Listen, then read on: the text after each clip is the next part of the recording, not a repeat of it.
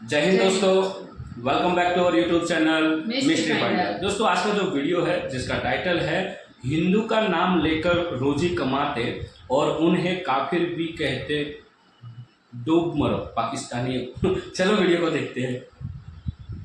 पूरी दुनिया जिस पे बात करती है, यानी पूरी दुनिया हैरान और परेशान है कि इंडिया इतनी जल्दी एक ऐसे मकाम पर कैसे पहुंच गया कि जहां पर वो इस वक्त उस लाइन में खड़ा है कि नेक्स्ट सुपर पावर कौन बनेगा।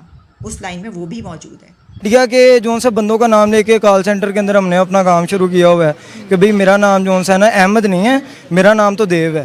हाँ, इंडियंस क्यों बन रहे हैं हम पाकिस्तान में? इतनी इज्जत नहीं दी जाती जितनी वो इंडिया के लोगों को दी जा रही है। अब देखें, इस दौर में, मोदी के दौर में जितनी डेवलपमेंट हुई है इंडिया में, क्या इससे पहले कभी तारीख में इतनी हुई है? जैसे आपने कहा है कि इंडिया के नाम पे हम वहाँ पे कमा रहे हैं, वहाँ पे और फिर यहाँ पे हम दुश्मनी भी करें, उनके नाम से हम रोजी कमा रहे हैं, 1990 aggressive textile policy by India and Bangladesh। जहां तरक्की पर वो ले गया है, वो तो उस तरक्की पर आ गए हैं कि अब अमेरिका, दुनिया की सबसे बड़ी सुपर पावर जिसको कहा जाता है, उसके लिए वो 2 मिलियन जॉब्स क्रिएट कर रहा है। इंडिया हमसे अप्रोच में इतना आगे चला गया कि अब वो ये कहते हैं कि पाकिस्तान के साथ हमें बहस करने की ज़रूरत नहीं है, पाकिस्तान अपनी मौत खुद मर जाएगा। हम बगलें बजाते रहे जब 2020 में तालिबान ने टेक ओवर किया, वहाँ जाए के चाय की कप लहराते रहे और चाय पीते रहे एयरपोर्ट पर और वहाँ मुख्तलिफ जगहों पर। खबरें कभी दुनिया के किसी खित्ते से नहीं आती जिस तरह कभी कभी चाइना से आती हैं, और वो ये है कि चाइना के जो फॉरेन मिनिस्टर हैं किन गैंग, वो पिछले 3 हफ्ते से गायब हैं। यानी हर कोई लपका चला आ रहा है, लपक लपक के जो है वो उस तरफ जा रहे हैं, इंडिया की तरफ और मोदी की तरफ। जय हिंद दोस्तों, a very warm welcome to Hindustan special channel. Bharat और अर्जेंटीना ने मंगलवार को अपने द्विपक्षीय रक्षा औद्योगिक सहयोग को बढ़ाने का फैसला किया है। साथ ही दक्षिण अमेरिकी देश को तेजस लड़ाकू jet, BrahMos supersonic cruise missile और अन्य सैन्य हार्डवेयर निर्यात करने की संभावना पर भी चर्चा हुई। रक्षा मंत्री राजनाथ सिंह ने रक्षा औद्योगिक साझेदारी को बढ़ाने के उपायों सहित चल रही रक्षा सहयोग पहलों पर चर्चा करने के लिए अपने दौरे पर आए अर्जेंटीना के समकक्ष जॉर्ज एनरिक ताइना के साथ प्रतिनिधिमंडल स्तर की वार्ता की। मीडिया रिपोर्ट्स के अनुसार रक्षा मंत्रालय के एक अधिकारी ने कहा, भारत और अर्जेंटीना रक्षा संबंधों को अपनी रणनीतिक साझेदारी का एक महत्वपूर्ण पहलू बनाने के लिए मिलकर काम कर रहे हैं, जबकि दोनों पक्ष जुड़ाव को गहरा करने के लिए और अधिक उपकरणों के आदान प्रदान में लगे हुए हैं। तायाना मंगलवार को नई दिल्ली के ब्रह्मोस एयरस्पेस मुख्यालय गए और बुधवार को उन्होंने बेंगलुरु के हिंदुस्तान एरोनॉटिक्स लिमिटेड का दौरा किया। बल्कि ये कहा जाता है, लोग उन पे तनकीद भी करते हैं इस हवाले से और इसको अप्रिशिएट भी करते हैं कुछ लोग, जो जैसा जहन रखता है, कि मोदी ने अपने दौर में नेशनलिज्म को बहुत ज़बरदस्त तरीके से परवान चढ़ाया है। इंडिया को और वहाँ के लोगों को वहाँ पर हुब्बुल वतनी, पेट्रियाटिज़म और जो इस तरह की सोच है, नेशनलिज्म, यानी इसको बहुत परवान चढ़ाया है। और हम तज्जिया किस पे करते हैं, लोग बात किस पे करते हैं अपने प्रोग्राम्स में, यही बात कर रहे होते हैं कि एक जो बड़ी चीज़ वहाँ पर मोदी लेकर आया है वो ये है कि नेशनलिज्म बहुत ज़्यादा फला फूला है उनके दौर में, उनके अदवार में, उनकी टर्म्स में। तो यहाँ पर भी उन्होंने नेशनल रख लिया। अच्छा, इसके बाद अगला है डेवलपमेंटल। अब देखें, इस दौर में, मोदी के दौर में जितनी डेवलपमेंट हुई है इंडिया में, क्या इससे पहले कभी तारीख में इतनी हुई है? यानी देखें, जो मैंने ये कहा कि new India versus old India, तो न्यू इंडिया जो है वो 3rd लार्जेस्ट इकोनॉमी की तरफ बढ़ रहा है। बल्कि यहाँ तक कि वो डेट्स भी दे दी गई हैं, फिक्स कर दी गई हैं कि 5th लार्जेस्ट इकोनॉमी तो बन चुका यूके को पीछे छोड़ के, तो 3rd इस सन में बनेगा और फिर उसके बाद इसको रिप्लेस करेगा और फिर अमेरिका तक की बात की गई कि उसको कब पीछे छोड़ेगा। तो जो डेवलपमेंट है वो तो अनप्रेसिडेंटेड है। पूरी दुनिया जिस पे बात करती है, यानी पूरी दुनिया हैरान और परेशान है कि इंडिया इतनी जल्दी एक ऐसे मकाम पर कैसे पहुंच गया कि जहां पर वो इस वक्त उस लाइन में खड़ा है कि नेक्स्ट सुपर पावर कौन बनेगा। उस लाइन में वो भी मौजूद है, तीसरी बड़ी ताकत उसको कहा जा रहा है, और चाइना के साथ उसका कंपटीशन है। और अब तो सबसे ज़्यादा पॉपुलेशन होने की बिना पर और भी उसका चांस बढ़ गया। लेकिन जो डेवलपमेंट्स है वो उसमें सिर्फ यही नहीं, ऐसी ऐसी डेवलपमेंट्स, यानी इंडिया ने जितनी तरक्की की है, तो जो मोदी के मुखालफिन हैं यहाँ पर तो ऐसे ही है, बहुत सारी सोशल मीडिया पे भी हम देखते हैं, डिबेट्स चलती हैं, बातचीत होती है कि भाई जहाँ तरक्की पर वो ले गया है, वो तो उस तरक्की पर आ गए हैं कि अब अमेरिका दुनिया की सबसे बड़ी सुपर पावर जिसको कहा जाता है, उसके लिए वो 2 मिलियन जॉब्स क्रिएट कर रहा है, लोगों को बड़े बड़े मुआहदे कर रहा है और उनको जहाज़ों के बड़े बड़े एग्रीमेंट्स हो रहे हैं और उनको जो है वो पैसा मिल रहा है इतना। यानी दुनिया की जितनी बड़ी ताकतें हैं और जितने बड़े कंट्रीज़ हैं, अमेरिका, अफ्रीका और यूरोपियन कंट्रीज़, उनकी कोशिश ये होती है कि वो अपनी जो बिज़नेस है वो उस मंडी में ले जाएं, इंडिया ले जाएं और वहाँ से जो है किसी भी तरीके से उनको बिज़नेस मिल जाए।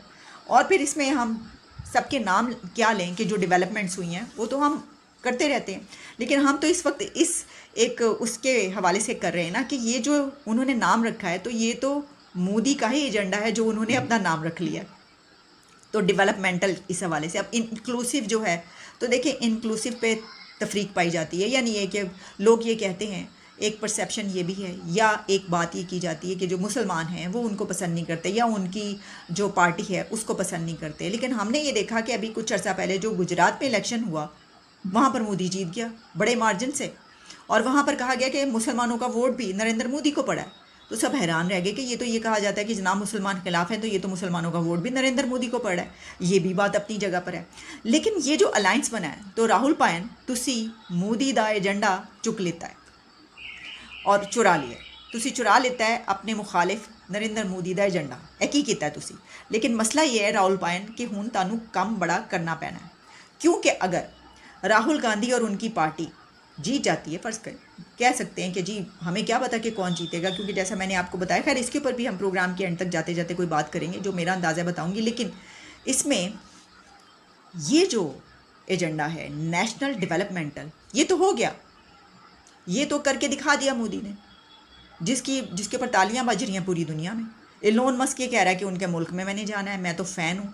ऑस्ट्रेलियन प्राइम मिनिस्टर कह रहा है you are the boss Modi, और जो बाइडन है वो कह रहे हैं कि मुझे आपका ऑटोग्राफ चाहिए, आप इतने पॉपुलर हैं यहाँ पर, वगैरह वगैरह। यानी हर कोई लपका चला आ रहा है, लपक के जो है वो उस तरफ जा रहे हैं, इंडिया की तरफ और मोदी की तरफ।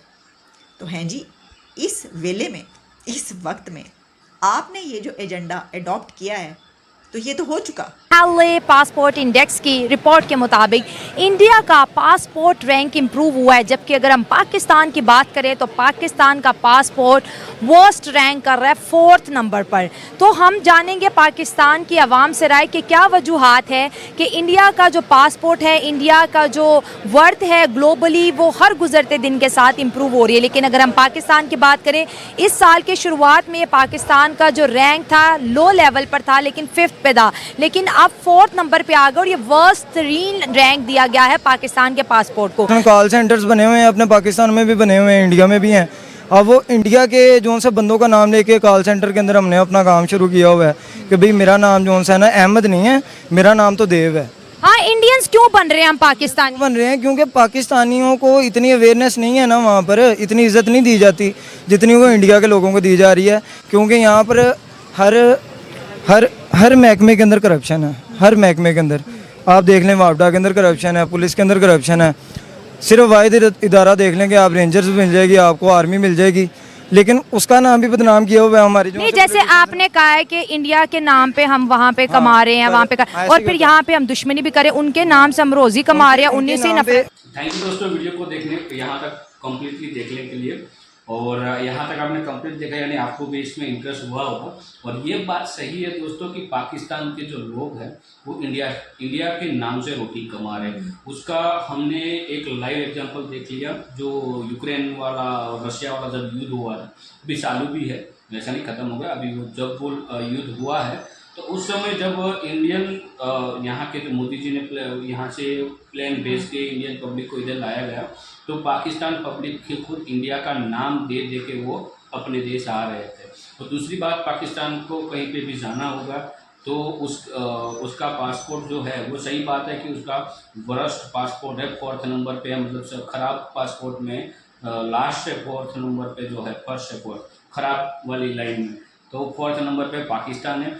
उसका रीज़न आप खुद हो दोस्तों, खुद पाकिस्तान हो, उसमें ना इंडिया कुछ कर सकता है। और दूसरी बात कि इंडिया है ना, आजकल ये नहीं है कि पाकिस्तान की बात करके भी बात करना ख़त्म, मोस्ट ऑफली ख़त्म कर ही दिया है। आप यहाँ पे कोई पाकिस्तान के बारे में पूछोगे ना तो मुंह पे आपको आंसर देंगे, या पाकिस्तान के बारे में छोड़ दो, उसके अलावा किसी और ऐसा नहीं इंडिया वो सब कंट्री है, बोल रहे हैं।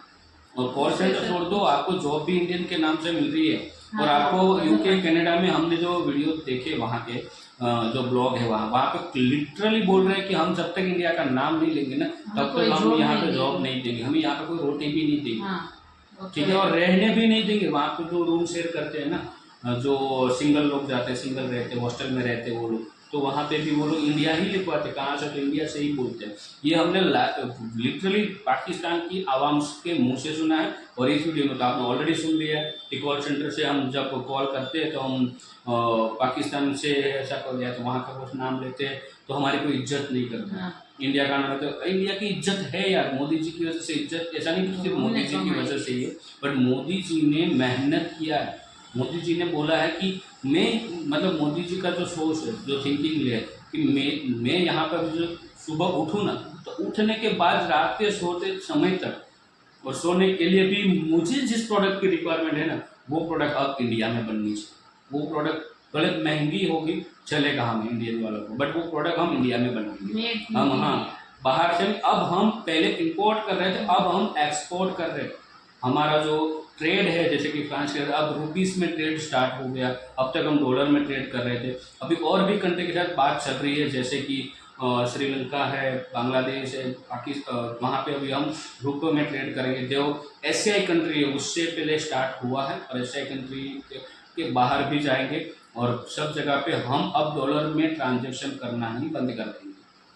वो ज़्यादा टाइम नहीं लगेगा, मैक्स टू मैक्स मैं बोल रहा हूँ कि अभी और 2-3 साल।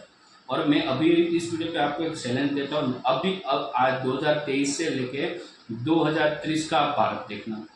आपने कभी सपने में नहीं देखा होगा ना ऐसा भारत होगा। मैं 5 साल ही बोल रहा हूँ क्योंकि 10 साल में यदि इतना चेंज आया है तो अभी नेक्स्ट 5 ही साल है। और मोदी जी को कोई ऐसे ही वोट नहीं दे रहे, आप बोल रहे हो ना ये लोग यहाँ के मुसलमान, तो यहाँ पे ना हम ये नहीं कर रहे पाकिस्तान के, हम हिंदू है, हम मुसलमान है, हम यहाँ पे उसी व्यक्ति को वोट दे रहे हैं कि वो हमारे किस काम के लिए है और वो आगे जाके क्यों काम आएगा और उसने अब तक की जो टर्म थी उसमें उसने क्या काम किया, वो सब कुछ देख के वोट करते हैं।